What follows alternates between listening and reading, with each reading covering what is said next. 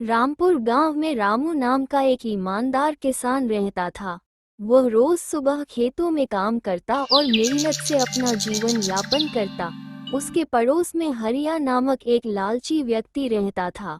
वह रामू से ईर्ष्या करता था क्योंकि गांव में सभी रामू की ईमानदारी की तारीफ करते थे।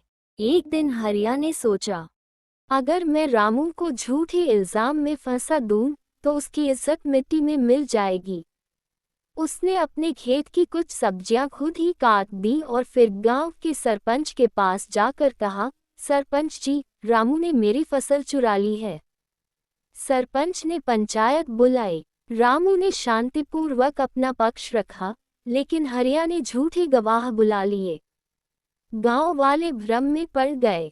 तभी एक बुजुर्ग, जो सब देख रहा था, सामने आया और बोला, मैंने सब कुछ देखा है। चोरी हरिया ने खुद की है। हरिया की साजिश उजागर हो गई। सरपंच ने रामू से माफी मांगी और हरिया को गांव से निकालने का फैसला सुनाया।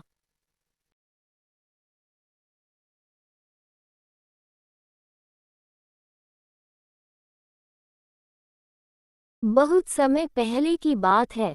एक घना जादुई जंगल था, जिसका नाम था सपनों का उपवन। इस जंगल में कई परियां रहती थीं, रंग बिरंगी, चंचल और रहस्यमयी। उन सब में सबसे सुंदर और बुद्धिमान परी का नाम था चांदनी। उसके पंख चांदी की तरह चमकते थे और उसकी हंसी से फूल मुस्कुरा उठते थे। एक दिन परीलोक की रानी सुवर्णलेखा ने सभी परियों को बुलाया। उन्होंने कहा, समय का फूल जो हमारे लोक को चलाता है, मुरझाने लगा है। अगर यह सूख गया तो परीलोक में समय थम जाएगा। सभी परियां घबरा गईं, पर चांदनी ने साहस से कहा, रानी माँ, मुझे अनुमति दीजिए। मैं इस फूल को बचाने निकलूंगी। रानी ने उसे 3 चीजें दी। 1. जादुई सितारा, जो राह दिखाएगा। 2. सच्चाई का दर्पण, जो झूठ और धोखा दिखा सके। 3. वक्त की रेत, जो केवल एक बार समय पीछे ले जा सकती है। चांदनी परी पहले पहुंची कांटों की घाटी में। वहां पर एक दुष्ट नागराज रहता था, जो फूलों को बंदी बना लेता था। नागराज ने चांदनी से कहा, अगर तुम मेरी 3 पहेलियां हल कर सको तो मैं तुम्हें आगे जाने दूंगा। पहेली 1, ऐसी कौन सी चीज है जो जितनी खाली होती है उतना ही भारी लगती है? चांदनी मुस्कराई और बोली, दिल। दूसरी और तीसरी पहेली भी उसने हल कर दी, जिससे नागराज खुश होकर हट गया। इसके बाद वह पहुंची भूल-भुलैया नगरी, जहां रास्ते बदलते रहते थे। वहां उसे मिला एक बूढ़ा साधु, जिसने कहा, जो आत्मा में विश्वास रखता है वही यहाँ से निकल सकता है। चांदनी ने सच्चाई का दर्पण निकाला और अपने भीतर झांककर देखा अपनी कमजोरियों, डर और साहस को। जब उसने खुद को स्वीकार किया, तो रास्ता खुल गया। अंत में वह पहुंची समय की गुफा। वहां समय रक्षक था, एक विशाल यंत्र मानव। उसने कहा, समय का फूल तभी खिलेगा जब कोई अपने सबसे अनमोल पल को छोड़ देगा। चांदनी समझ गई उसे अपनी सबसे प्यारी याद छोड़नी होगी। अपने माता पिता के साथ बिताया अंतिम दिन। आंखों में आंसू लिए उसने वक्त की रेत से वो पल लौटाया और समय के फूल को सींचा। समय का फूल खिल गया। जब चांदनी परी परीलोक वापस पहुंची, तो सब कुछ बदला हुआ था। फूल मुरझाए थे, आकाश धुंधला था और परियां डरी हुई थीं। रानी सुवर्णलेखा ने कहा, तुमने समय को तो चला दिया, पर किसी ने हमारी दुनिया से सपनों की रोशनी चुरा ली है। सपनों की रोशनी के बिना हमारी कल्पनाएं मर जाएंगी। अब चांदनी की नई यात्रा शुरू हुई, सपनों की रोशनी को खोजने की यात्रा। चांदनी को पता चला कि रोशनी को ले जाया गया है मरुभूमि के रेत महल में, जहाँ समय और स्मृति खो जाती है। वहाँ चांदनी को मिली माया नाम की भटकी परी, जो अपना नाम भूल चुकी थी। चांदनी ने माया की आंखों में सच्चाई का दर्पण दिखाया और माया को अपना अतीत याद आ गया। वो भी परीलोक की परी थी, पर भ्रम के राक्षस के जाल में फंस गई थी। अब माया भी चांदनी की साथी बन गई। रेत महल में भ्रम का राक्षस बैठा था, जो सपनों को निगल जाता था। उसने चांदनी से कहा, जो सबसे ज्यादा कल्पनाशील होता है वही मेरी सबसे पसंदीदा शिकार है। राक्षस ने एक भयानक सपना भेजा जिसमें चांदनी को दिखा कि वह अपने माता पिता को फिर से पा सकती है, यदि वह परीलोक को भुला दे। पर चांदनी ने समझ लिया यह एक भ्रम है। उसने जादुई सितारा उठाकर अपनी सच्ची यादों की रोशनी फैलाई, जिससे भ्रम का जाल टूट गया और राक्षस राख बन गया। अब चांदनी और माया पहुंचे क्रिस्टल झील, जहां सपनों की रोशनी छिपी थी पर झील जम चुकी थी।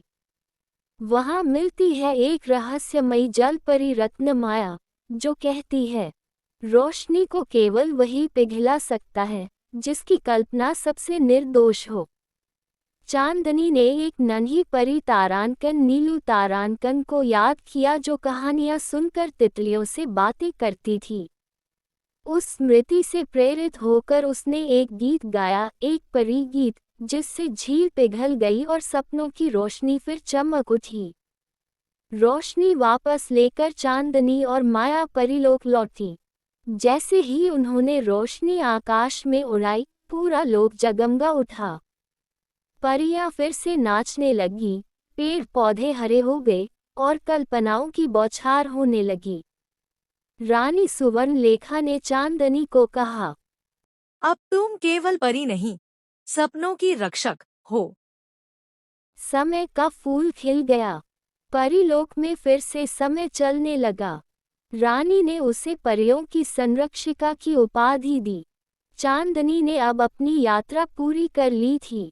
वह जान गई थी कि परी होना सिर्फ जादू करना नहीं, बल्कि त्याग, विश्वास और सच्चाई को अपनाना होता है। माया भी परीलोक की संरक्षक बनी। दोनों ने मिलकर एक नया उपवन बनाया, नव स्वप्नवन, जहां हर बच्चा अपने सपनों को साकार होते देख सकता था।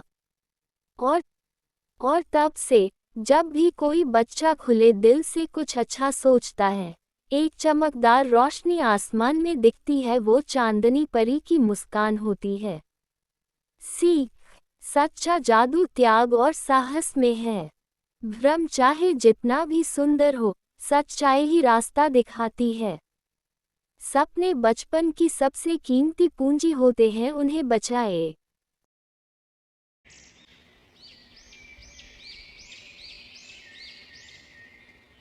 बहुत समय पहले की बात है। एक छोटे से गांव के किनारे एक सुंदर, शांत और रहस्यमय जंगल फैला हुआ था। लोग उसे जादुई उपवन कहते थे, क्योंकि कहते थे कि रात को वहां से मीठी सी बांसुरी की धुन और चमकदार रोशनी आती थी। गांव की एक नन्ही सी लड़की थी चांदनी। वो बहुत प्यारी, समझदार और कल्पनाओं से भरी हुई थी। उसकी दादी अक्सर रात में उसे परियों की कहानियां सुनाया करती थी। नन्ही परियां, नीली पंखों वाली रक्षक परियां, फूलों की रानी परी और सबसे खास रूपरगी जादुई उपवन की रानी। चांदनी का मन करता था कि वो खुद भी उन परियों से मिले। एक रात जब पूर्णिमा का चांद अपनी पूरी रोशनी में था, चांदनी चुपचाप उठी, अपनी लाल चुनरी ओढ़ी और निकल पड़ी जादुई उपवन की ओर। जैसे ही चांदनी ने उपवन में कदम रखा, हवा में मिठास घुल गई। चमकते हुए फूल खुद ब खुद उसके सामने रास्ता बना रहे थे। कुछ दूरी पर एक छोटी सी रोशनी फुरफुराई। वो कोई जुगनू नहीं था, बल्कि एक नन्ही परी थी, टिंकल। टिंकल की पंख तितली जैसे रंगीन और आंखें मोती जैसी चमकती थी। तुम इंसानी दुनिया से आए हो? टिंकल ने पूछा। चांदनी ने हाँ में सिर हिलाया। तो आओ, मैं तुम्हें परियों की सभा में ले चलती हूँ। आज रानी रूपरंगी की सालगिरह है। चांदनी टिंकल के साथ चल पड़ी।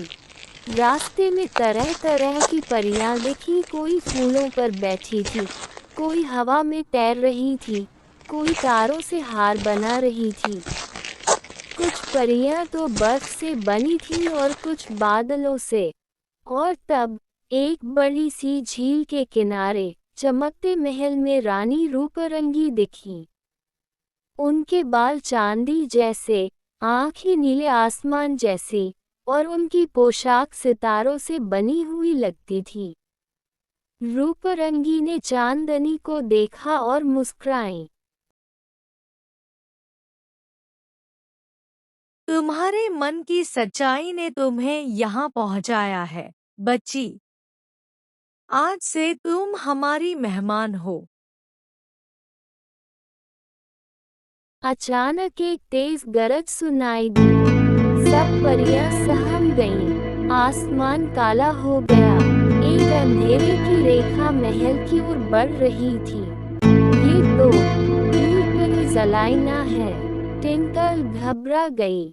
ज़लाइना एक भूतपूर्व परी थी, जिसे उसकी जलन और अहंकार ने अंधकार बना दिया था। वह चाहती थी कि रूपरंगी की जगह वह परियों की रानी बने। ज़लाइना ने चीखा। अगर मुझे रानी नहीं बनाया गया, तो मैं इस पूरे उपवन को सूखा और काला बना दूंगी। रूपरंगी ने चांदनी की ओर देखा। तुम्हारा दिल सच्चा है, चांदनी। केवल इंसान की कोमलता और विश्वास इस अंधेरे को मिटा सकते हैं। इसे ज़लाइना के सामने खोलना, लेकिन तभी जब तुम्हारे दिल में डर न हो। चांदनी ने साहस जुटाया और ज़लाइना के पास पहुंची। उसने कहा, आप भी कभी परी थी, न? क्या आपको अपनी वो चमक, वो प्यार याद है? मैं भूल गई थी वो सब। चांदनी ने सीप खोली। उसमें से निकली एक रोशनी की लहर जो सीधा ज़लाइना के दिल तक पहुंची। उसकी आंखें भर आईं और काली धूल की जगह गुलाबी पंख निकल आए। ज़लाइना फिर से परी बन गई। सारा उपवन फिर से रोशन हो गया। रूपरंगी ने चांदनी को गले लगाया। तुमने परियों को बचाया है। तुम्हारा दिल सबसे बड़ा जादू है। चांदनी को एक नीले पंख का हार उपहार में मिला। जब भी वह उसे छुएगी, एक परी उसकी सहायता को आएगी। इस कहानी से हमें ये सीखने को मिलता है कि किसी का दिल सच्चा हो तो वह सबसे बड़ा जादू कर सकता है। डर से नहीं, प्यार और समझ से अंधकार मिटता है। रामपुर गांव में रामू नाम का एक ईमानदार किसान रहता था। वह रोज सुबह खेतों में काम करता और मेहनत से अपना जीवन यापन करता। उसके पड़ोस में हरिया नामक एक लालची व्यक्ति रहता था। वह रामू से ईर्ष्या करता था क्योंकि गांव में सभी रामू की ईमानदारी की तारीफ करते थे। एक दिन हरिया ने सोचा, अगर मैं रामू को झूठे इल्जाम में फंसा दूं, तो उसकी इज्जत मिट्टी में मिल जाएगी। उसने अपने खेत की कुछ सब्जियां खुद ही काट दी और फिर गांव के सरपंच के पास जाकर कहा, सरपंच जी, रामू ने मेरी फसल चुरा ली है। सरपंच ने पंचायत बुलाई। रामू ने शांतिपूर्वक अपना पक्ष रखा, लेकिन हरिया ने झूठे गवाह बुला लिए। गांव वाले भ्रम में पड़ गए। तभी एक बुजुर्ग, जो सब देख रहा था, सामने आया और बोला, मैंने सब कुछ देखा है। चोरी हरिया ने खुद की है। हरिया की साजिश उजागर हो गई। सरपंच ने रामू से माफी मांगी और हरिया को गांव से निकालने का फैसला सुनाया।